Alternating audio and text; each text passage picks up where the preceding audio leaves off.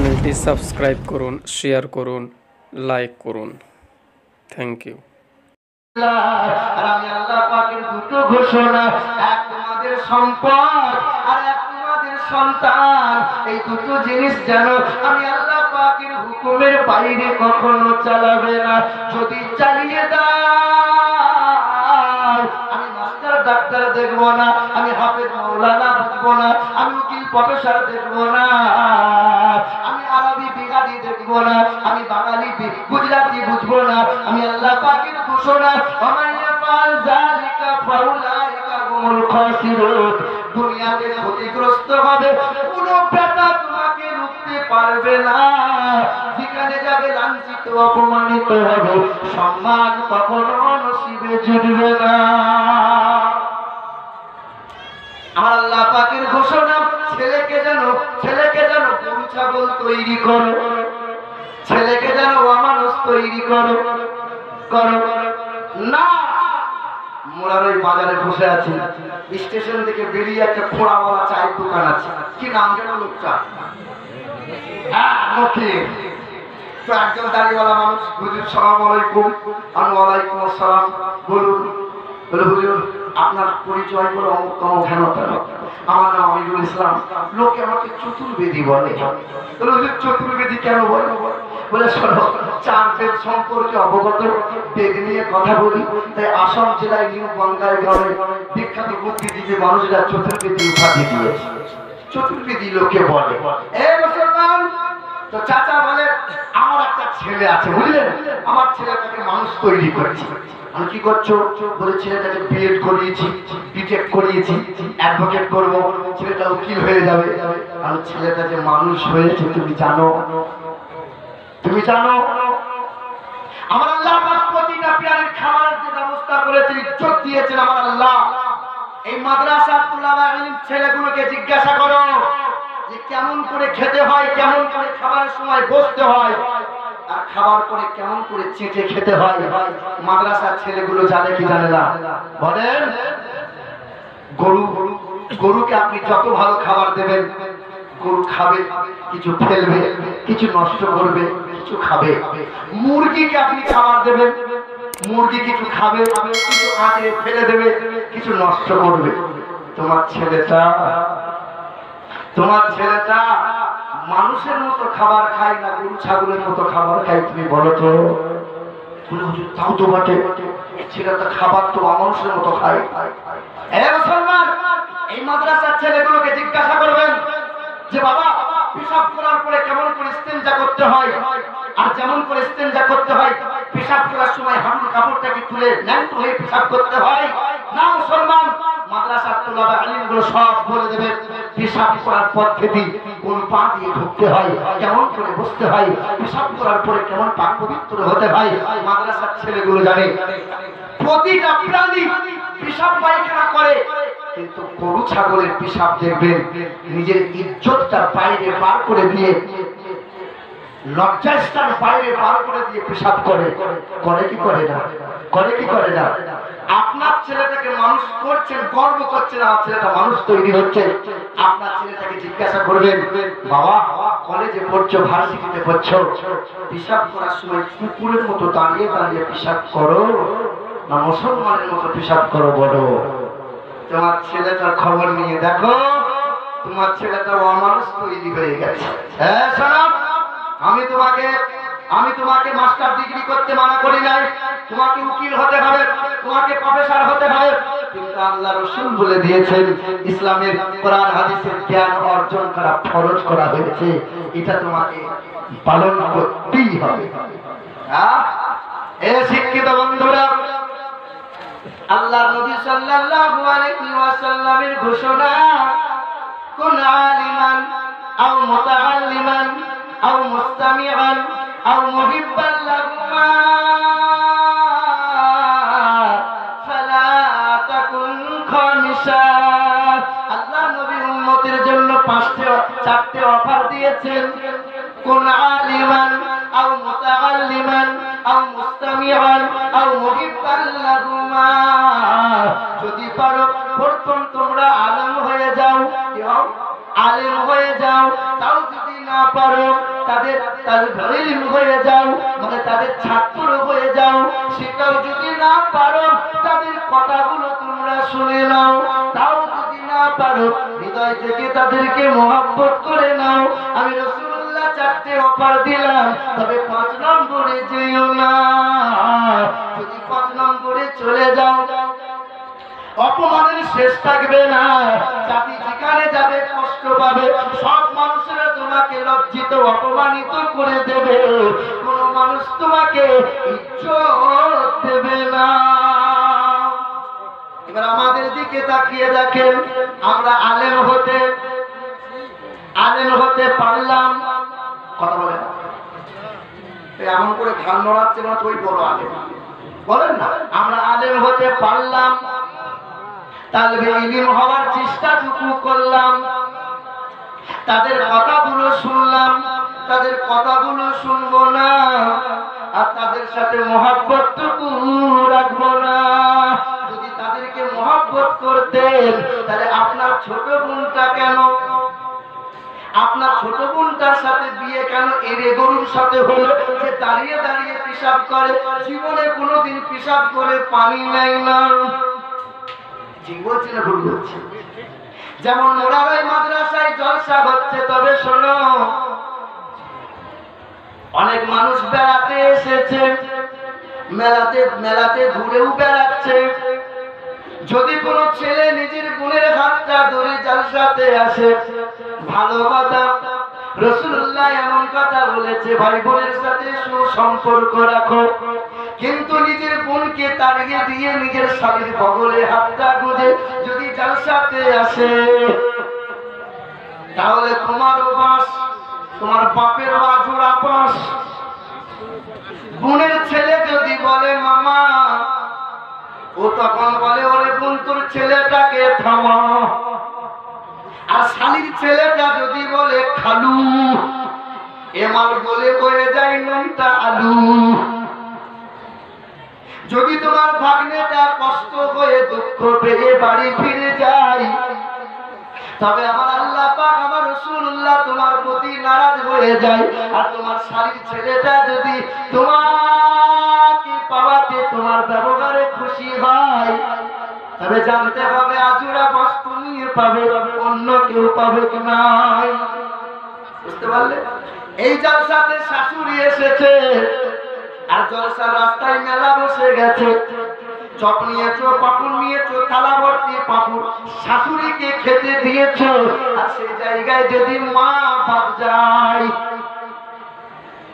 সেই জায়গায় যদি নিজের মা জনম দুঃখিনী বাদ যায়, তবে মৌলানা বলতে বাধ্য হয়, তোমাকে কোনো বেটা রুখতে পারবে না, খোদা নারাজ হবে, রাসূলুল্লাহ নারাজ হবে। ঠিক বলছি না ভুল বলছি? আধুরা বাসটা তুমি পাবে। আমরা মৌলবীদেরকে যদি মহব্বত করলাম, নিজের মেয়ের বিয়েটা সুদখোরের হাতে কেন তুলে দিলাম? আমরা আলেমদেরকে যদি মহব্বত করলাম, কেন কথা বলছি বলুন তো? ওপর কথায় একদম আলেম বলছি বিয়ে হচ্ছে না, আমি কেন বলে মৌলবী হয়েছি, গালে দাঁড়ি, বিয়ে হচ্ছে না, বিয়ে তো রাস্তা বানিয়ে দেবো আজকে, যা অসুবিধা নাই। এ মুসলমান শিক্ষিত বাবাজিরা, আমার শোনাচ্ছেন বন্ধুরা, আমার সাথে মানুষরা, আমার মা বোনেরা, খুব ভালো করে শুনতে হবে। অতি অল্প সময় একটা করে কথা বলে যাক, শোনেন। কিছু মানুষ বলে এখনকার আলেম মৌলবীদের দাম নাই, আগেকার মৌলবীরা খুব ভালো ছিল, দোয়া করলেই আকাশ থেকে পানি হতো, বলে কি বলে? এখনকার মৌলবীরা দোয়া করলে আর পানি হয় না। আগেকার সময় যদি বলা হতো মাওলানা একটু দোয়া করে দাও না, খরার সময় বৃষ্টি কেন হয় না, মাওলানা হাত তুলে বলে রব্বানা, সঙ্গে সঙ্গে রহমতের বৃষ্টি হতো, এখন কেন হয় না? এখন আকাশে মেঘ দেখা যায়, আর আমার মতো মাওলানা যদি হাত তুলে বলে রব্বানা জান্না, তো আকাশের দিকে তাকিয়ে থাকে, যেটুকু মেঘ ছিল আর আকাশে রইল না। শ্রোতারা বলে গুজরাট দোয়া করতে হবে না, মেঘ যে আকাশের মাঝে চলে গেল, বলে দোয়া কবুল হচ্ছে না। তোমরা মৌলবীদের যেন দোষ আর দিও না, এটা মৌলবীদের দোষ তোমরা বলতে পারো না। আগেকার সময়ে ছোট ভাই বড় ভাইয়ের সামনে দাঁড়াতো, কথা বলতে ভয় খেত, এখন কি আর ভয় খায়? আগেকার সময়ে ছেলে মেয়েরা বাপ মায়ের সামনে দাঁড়ালে পরে চোখে চোখ রেখে কথা বলতে পারতো না, আর এখনকার সময়ে বাপ মাকে বুড়ো আঙুল দেখায়, ঠিক না বল?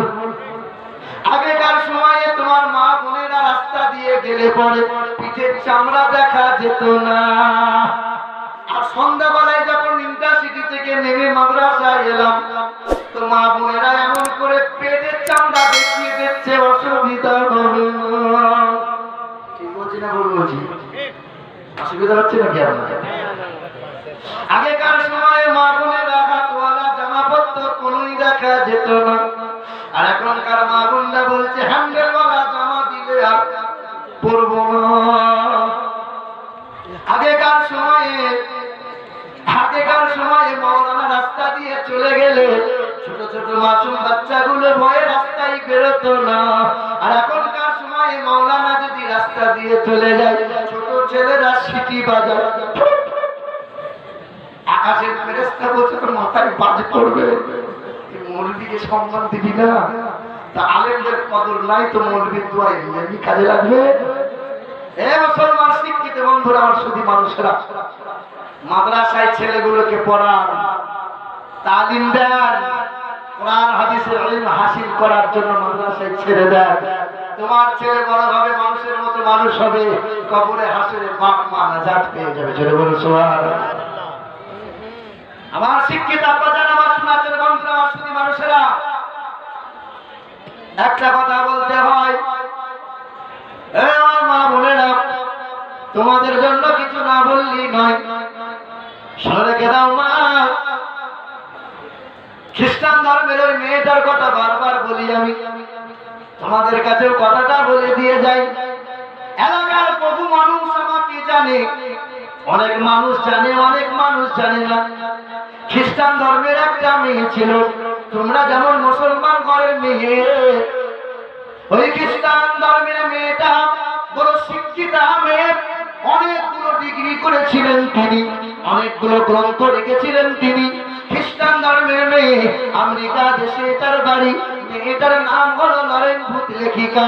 ওই মেয়েটার বড় তামান্না জেগেছিল, ওই মেয়েটার বড় আশা জেগেছিল যে বিশ্বের মাটিতে 1 নম্বরের লেখিকা বলে গণ্য হবে, এক নামে সবাই আমাকে চিনবে, সবাই আমাকে জানবে, আমি লরেন ভূত লেখিকা বিশ্বের মাটিতে সুনাম অর্জন করব।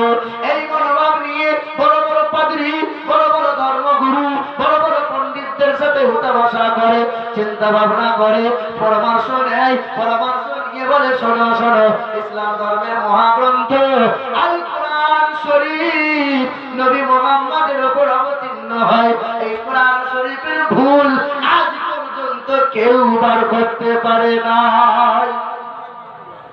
আপনারা বলতে পারেন কোরআনের বাড়ি কোথায়? একজন ব্যক্তি বলেন কোরআন শরীফের বাড়ি কোথায়? কি জলসা শুনে এতদিন?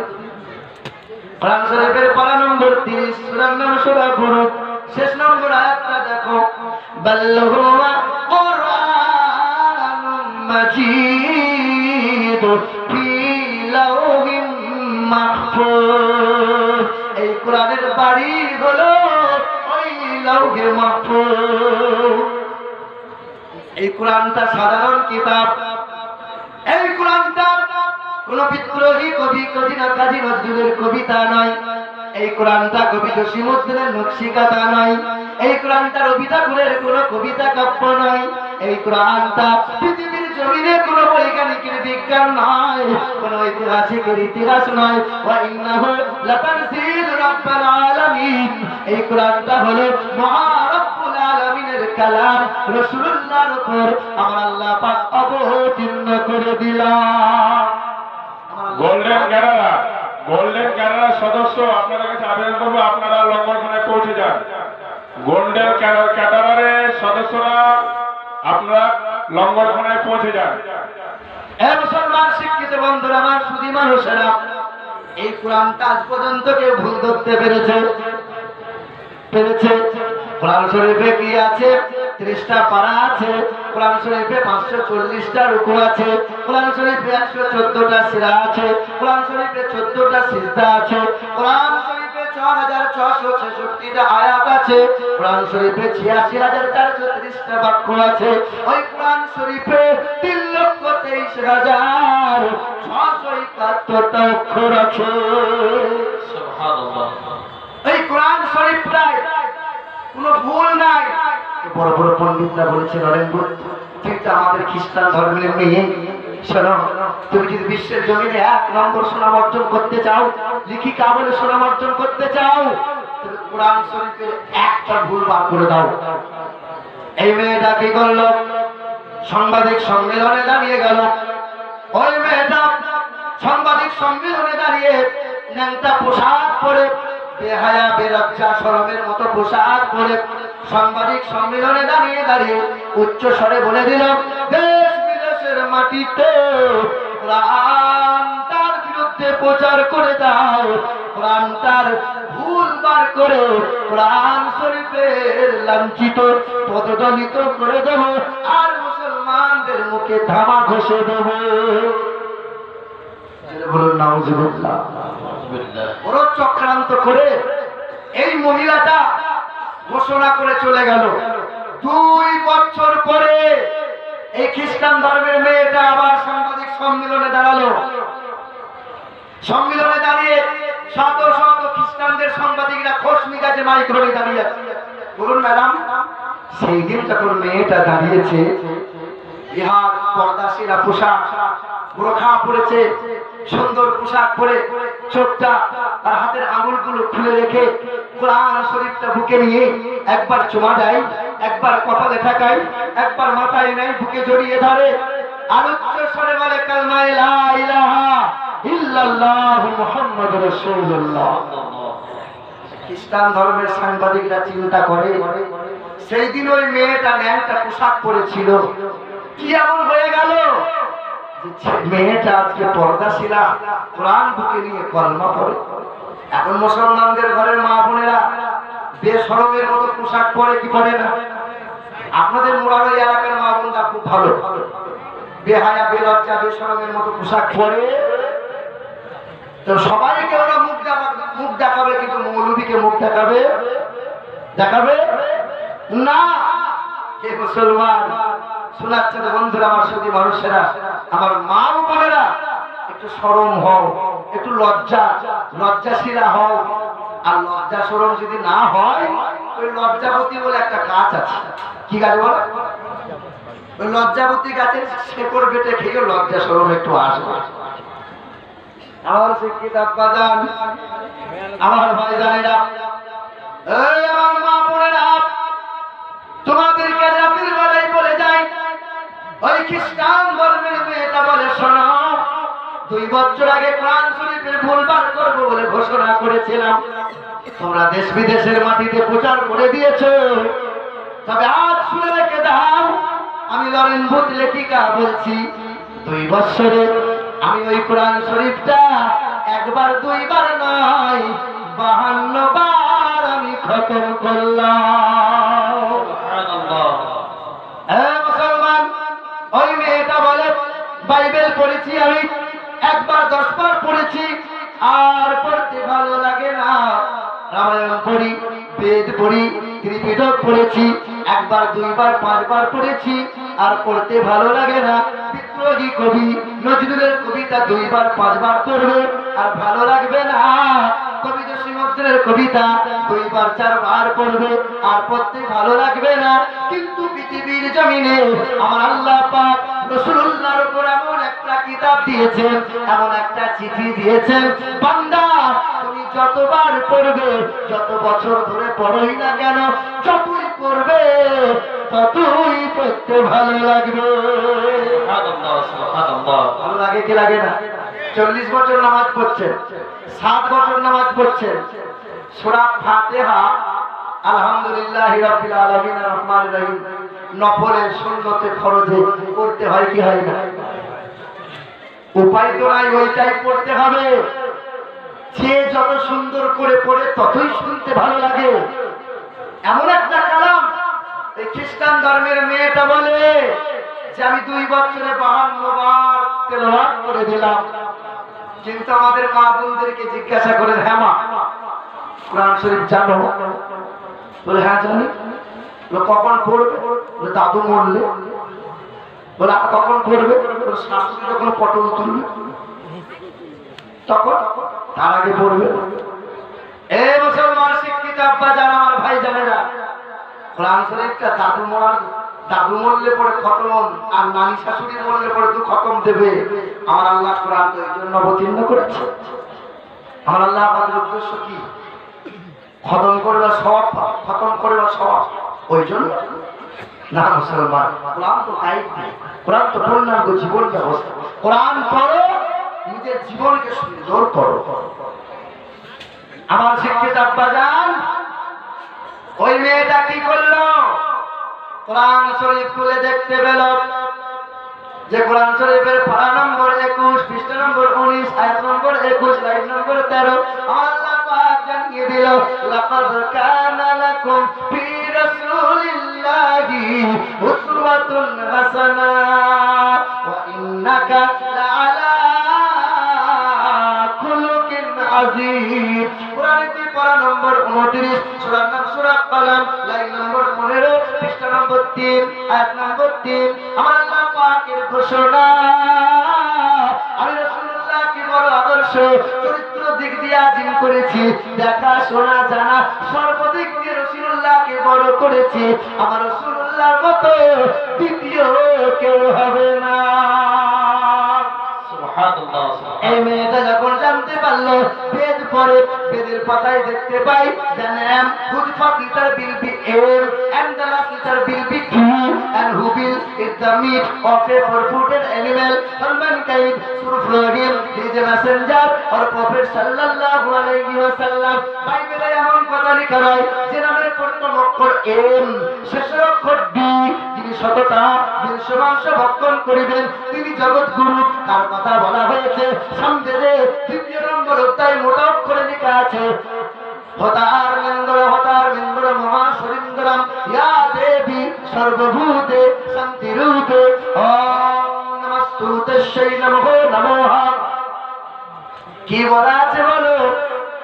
ও নমো প্রভণ্ড প্রভাসিত নমঃ কল্যাণ শান্তি যুগে যুগে নমঃ সর্বদাত কল্যাণ বসুমতি গৌরী ঋষি মৃত্যু যারা মৃত্যুর আগমনী নমঃ।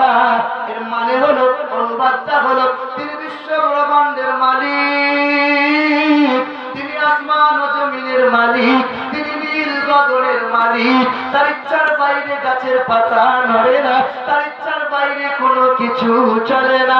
তাকে মৃত্যু নামক বস্তু কখনো ছুঁইতে পারে না।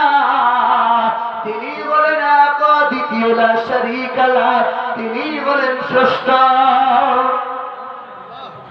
বেদ যদি এই কথা বলে তবে ওরা কেন বলে বিদ্যার মালিক সরস্বতী? বেদ যদি বলে তিনি একমাত্রই মালিক, তিনি বিশ্ব ব্রহ্মাণ্ড সুখ শান্তি আনন্দ সবকিছুর মালিক, তবে ওরা কেন বলে বিদ্যার মালিক হলো সরস্বতী, রুজির মালিক হলো লক্ষ্মী, ছেলে মেয়ে দেবে কে শিব আর দুর্গা, আর লোহা লাকড়ির মালিক হলো বিশ্বকর্মা? বলে কি বলে না? ওরা কেন বলবে? এখন মুসলমান ঘরের ছেলে মেয়েরা এমন হয়েছি, বাপ মা সরস্বতী পূজার সময় ছেলে মেয়েগুলোকে সাজি গুছিয়ে স্কুলে পাঠিয়ে দিই। করি কি করি না? আর আমাদের ঘরের মা বোনরা চালকে বলে লক্ষ্মী, বলে কি বলে না? ধানকে বলে লক্ষ্মী। মায়ের কথা যে বলা যাবে না, চালকে লক্ষ্মী বলা যাবে? আল্লাহর নিয়ামত খাচ্ছ, লক্ষ্মীর নাম করছ। আবার মুসলমান ঘরের ছেলেরা বিশ্বকর্মা পূজা এলে গাড়িতে টাটকা ফুলের মালা ঝুলাই, ঠিক না ভুল? কেন করো? তিনি তো এক দ্বিতীয় লা শারীকা লা, না দ্বিতীয়ম না তৃতীয়ম চতুর্থ না পঞ্চুতে না পঞ্চম না ষষ্ঠম সপ্তম না পঞ্চুতে না অষ্টম না নবম দশম না পঞ্চুতে। তিনি এক, তিনি দুইটা তিনটা চারটা পাঁচটা ছয়টা আটটা দশটা নয়, তিনি এক দ্বিতীয় লা শারীকা লা, তিনি হলেন লা ইলাহা ইল্লাল্লাহ। বলো লা ইলাহা ইল্লাল্লাহ, লা ইলাহা ইল্লাল্লাহ, লা ইলাহা ইল্লাল্লাহ, লা ইলাহা ইল্লাল্লাহ মুহাম্মাদুর রাসূলুল্লাহ। মুসলমান ওই মেয়েটা কি করে? বেদ পড়ে, রামায়ণ পড়ে, কোরআন যারা তো গুণগান করে, বেদ রামায়ণে তার গুণগান কি আছে? তার গুণগান, কার গুণগান? জগৎগুরু আমার আপনার নবী জনাবে মুহাম্মদ রাসূলুল্লাহ। নজর করে দেখো, সামবেদের দ্বিতীয় নম্বরে উত্তায় মোটা অক্ষরে লেখা হয় মাংমাদা বাতিতা দেবদ গ্রন্থে প্রকৃতি কিতাবের সনাম ভক্ত সদা বেদ শাস্ত্র শ্রীতা। বাইবেল যে কথা বলেছিল বেদ সেই কথাই বলে যে নামের প্রথম অক্ষর ম, শেষের অক্ষর দ। তিনি বলেন সততা সত্য প্রিয় জগৎগুরু, তিনি বিশ্বের মহান নেতা, বিশ্ব মাংস ভক্ষণ করিবেন। যে নামের প্রথম অক্ষর ম, শেষের অক্ষরটা হবে দ। বলো নামটা কি হবে? আর একটু জোরে কি বলা যাবে? মোহাম্মদ। আমার আল্লাহ রাসূলুল্লাহকে এত মহব্বত করেন, ম দিয়ে মিম দিয়ে এম দিয়ে মোহাম্মদ দিয়ে দিয়েছেন। ম দিয়ে মোহাম্মদ, তো ম দিয়ে মক্কা, ম দিয়ে মদিনা, ম দিয়ে মসজিদ, ম দিয়ে মাদ্রাসা, ম দিয়ে মক্তব, ম দিয়ে মাজার। আরেকটু জোরে বলা যাবে? মা দিয়ে মোহাম্মদ রাসূলুল্লাহ, তো মা দিয়ে মাওলানা, মা দিয়ে মুফতি, মা দিয়ে মুহাদ্দিস, মা দিয়ে মুফাসসির, মা দিয়ে মোহাম্মদ রাসূলুল্লাহ। যেখানে ইমাম সাহেব দাঁড়িয়ে দাঁড়িয়ে নামাজ পড়ায় ওটাকে বলা হয় মেহরাব, মা দিয়ে মেহরাব। যেখানে ইমাম সাহেব দাঁড়িয়ে দাঁড়িয়ে খুতবা শোনায় ওটাকে বলা হয় মেম্বার, মা দিয়ে মেম্বার। যে কাপড়টার উপর দাঁড়িয়ে দাঁড়িয়ে নামাজ পড়ানো হয় ওই কাপড়টাকে বলা হয় মুসাল্লা, মা দিয়ে মুসাল্লা, মা দিয়ে মিনার। যিনি আজান দেন তাকে বলা হয় মুয়াজ্জিন, মা দিয়ে মুয়াজ্জিন। বলা হয় মুসলমান, মা দিয়ে মুসলমান। নবীর আশিক তুমি, তবে তবে তুমি মুমিন, মা দিয়ে মুমিন। মা দিয়ে মা, মা দিয়ে মাওলা, মা দিয়ে মুহাব্বত, তো মা দিয়ে ভাই মুহাম্মদ রাসূলুল্লাহ। তো জোরে বলা যাবে নারে তাকবীর?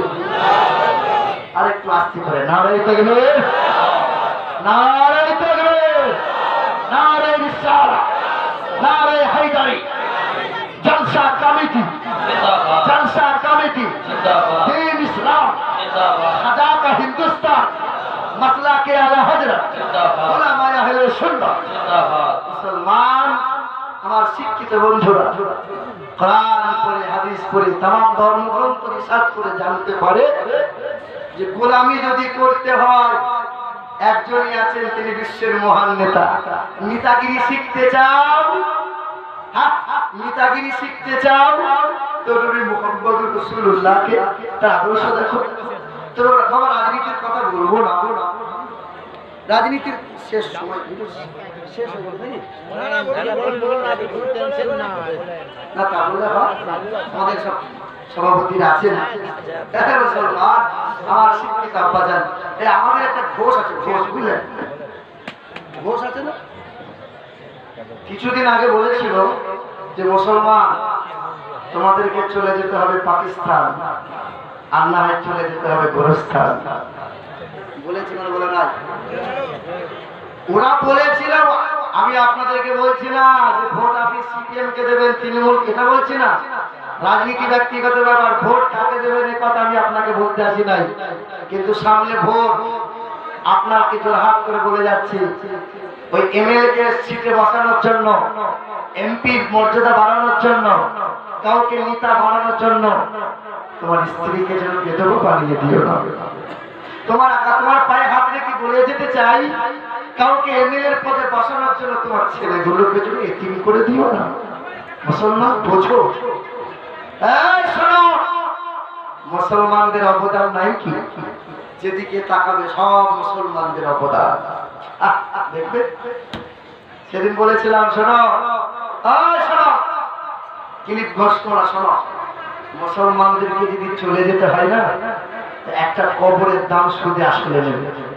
একটা কবর বলে বাদশা শাহজাহান বানিয়ে দিয়েছে আগ্রার তাজমহল, মমতাজের স্মৃতি মহল, ওই কবরের দাম আসতে সুদে আসলে দাও বিক্রি হয়ে যাবে। আমার শিক্ষিত বন্ধুরা, আমরা কোন দেবদেবীর নামে গালিগালাজ আমাদের করা যাবে? অনেক মুসলমানের ছেলে দুর্গা পূজা,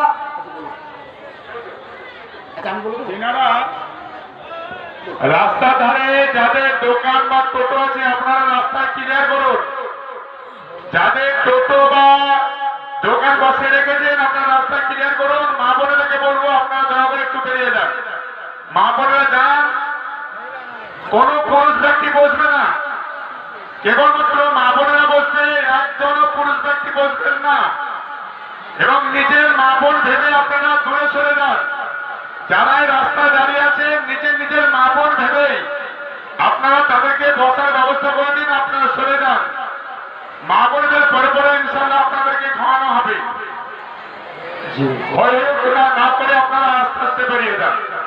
আর পুরুষ ব্যক্তি আপনারা থাকুন, আমাদের জালসা ঘর চলবে ইনশাআল্লাহ। জালসা করে আপনাদের প্রত্যেকেরই খাবারের সুবন্দোবস্ত হবে।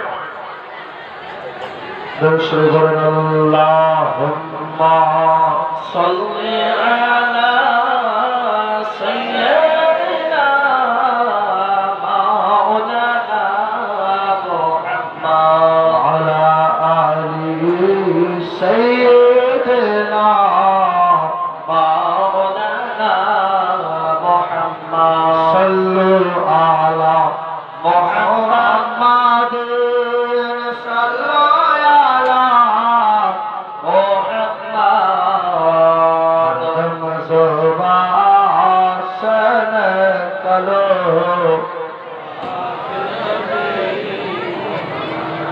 हरदम सुभाषण कलो।